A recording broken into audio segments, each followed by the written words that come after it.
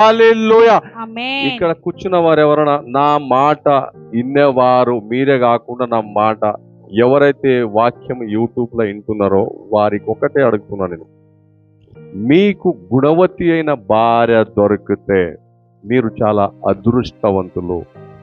ఆమెని గుర్తించండి, అర్థం చేసుకోండి. గుణవతి భార్య దొరికినప్పుడు కొన్ని జరుగుతూ ఉంటాయేమో, కానీ భార్యని గౌరవించడము మన ధర్మం. అందుకే దేవుడు ఒంటరిగా ఉండొద్దని నీకు సాటి సహకారి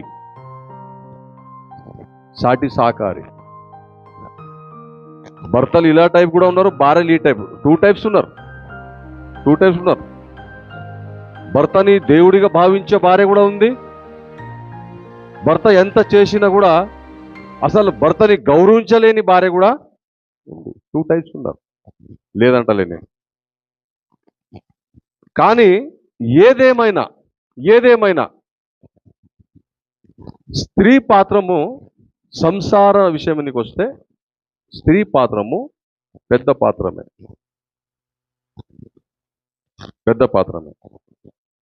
ఇక్కడ చూస్తే మరి గుణవతి అయిన భార్య ఎలా ఉంటుందంటే, చాలా మంది స్త్రీలు ఉన్నారు. మేడం చెప్పినట్లు 8కి 10కి లేచే స్త్రీలు ఉన్నారు. ఇంటి ముందు కనీసం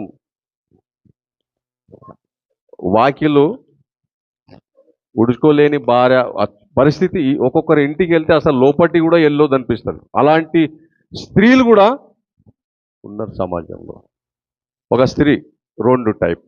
ఫస్ట్ స్త్రీ చూస్తే గుణవతి భార్య చూస్తే పొద్దున్న 5 గంటలకు లేచి ఆమె పని చేస్తూ ఉంటుంది. ఇంకొక టైప్ స్త్రీ, ఆమె ఏం చేస్తుంది అంటే 9 గంటలకు 8 గంటలకు లేస్తుంది. లేకుంటే ఏది చెయ్యక చేతగాక అన్ని ఆన్లైన్లో తెప్పించుకునే భార్యలు కూడా ఉన్నారు. ఈ రోజులో భార్యాభర్తల మధ్యలో ఉన్న రిలేషన్ మాత్రము అస్సలు సూటు కాదు. ఇద్దరు జాబ్ చేస్తారు, ఇద్దరు ఈక్వల్గా అనుకుంటారు. అక్కడ ప్రేమ లేదు. ఏదైనా తెచ్చుకుంటే పార్సలు, కనీసం భర్తని తన చేతితో చేసి తినిపించే భార్య కూడా ఈ రోజులో చాలా షార్ట్కట్, తక్కువ. తన భర్తని ముందు కూర్చోబెట్టి నేను చేసినా నువ్వు తిను అని ఇద్దరు కలిసి ఆన్లైన్లో తెప్పించుకుని తినే భార్యాభర్తలు కూడా ఉన్నారు.